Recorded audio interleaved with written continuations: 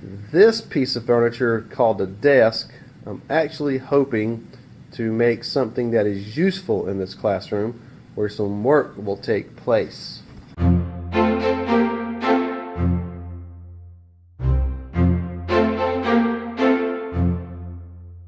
Track out is officially over.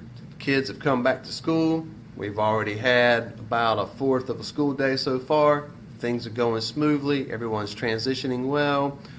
It's time, believe it or not, we've only got 12 weeks of school left. It's time to now begin to transition and get ready for the end, to be prepared for all those tests at the end. It's hard to believe that we're at that point already. On a personal note, the next few weeks, going to make some changes to my classroom, make my life a little more efficient, make it a little less chaotic, and hopefully just make my life in general a lot busy. No, not a lot busier. Just make my life a lot better in general. We'll see how this goes. But among the things that'll be addressed will be things like this. Things like this. So a lot to jump into, a lot of things to do. Let's just get to it. We started a project this morning in science where the kids have been put into groups of 3 or 4, and they're going to teach a lesson about one of the body systems. Their job is to become experts on that and present a 15 to 20 minute lesson. I've given each group details about their system, some questions they need to research, some information they need to find, and then a template of notes that they will have their classmates to complete based on the lesson that they'll teach. Something interesting has happened. I've noticed that as they look for the individual facts, that they're Googling each individual fact and looking for that answer that way, instead of looking for something that happens in the bigger picture.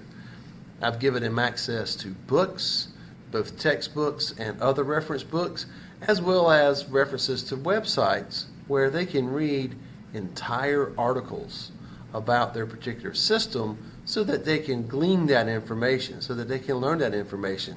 But they are so accustomed to finding things in these short, bite-sized nuggets that they don't know how to do that. And I was really amazed as I watched group after group. It didn't matter the ability level, it didn't matter the work ethic, it didn't matter the gender, the socioeconomic status of any of those kids. Every single one, all 33 of them in that one class, approached this assignment in the same way, looking for individual pieces of information detached from a larger body of knowledge. What does this say about our society? Now, this isn't going to be the world's going to hell in a handbasket rants because of technology. Certainly technology has been one of the leading causes in this gotta have our information in short, bite-sized nuggets.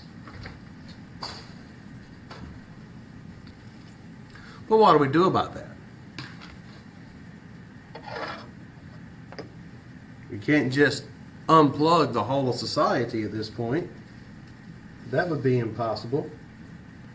As a teacher, what it means for me is that I have to be much more intentional about how I teach my students to find information.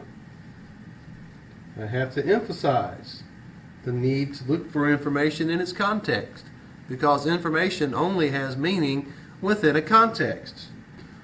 For instance, this little piece of squash, I could say the word yellow.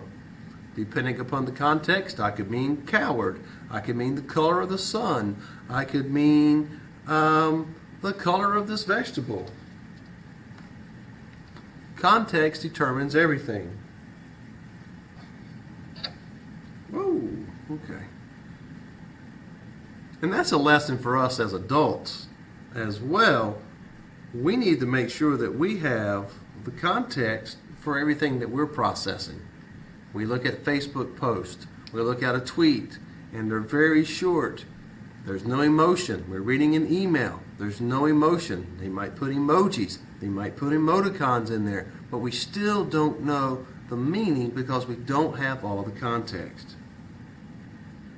When you watch the news in the evening, whether you're watching a conservative news outlet or a liberal news outlet, you have to have the whole context versus their individual sound bites. Otherwise, you're not going to get the meaning. So learning to do research has a lot more implications behind it than just getting your lesson done correctly so you can present a well-researched project. Squirrel! Say hello to the camera. He's getting so big. Look how big he is. When I first got him, he fit into the palm of my hand. And he's about half the size he's going to get. Right, Crate? It's time for a bath. He's starting to get poop stains on him again. I hope his next bath goes better than his last. You should check out that scene. Sometimes understanding the meaning of something requires that you be able to see the big picture in which that one small piece fits. That certainly applies to this whole idea of the kids and their research. You can read all the individual facts about kidneys and how they work, but if you don't know how those things fit together to make a system, you're not going to understand that system. Our relationships are the same way. All communication that we participate in, whether we be the receivers or the senders of that communication, is made in the context of a relationship. And every relationship is different, and the details of that relationship shape that meaning.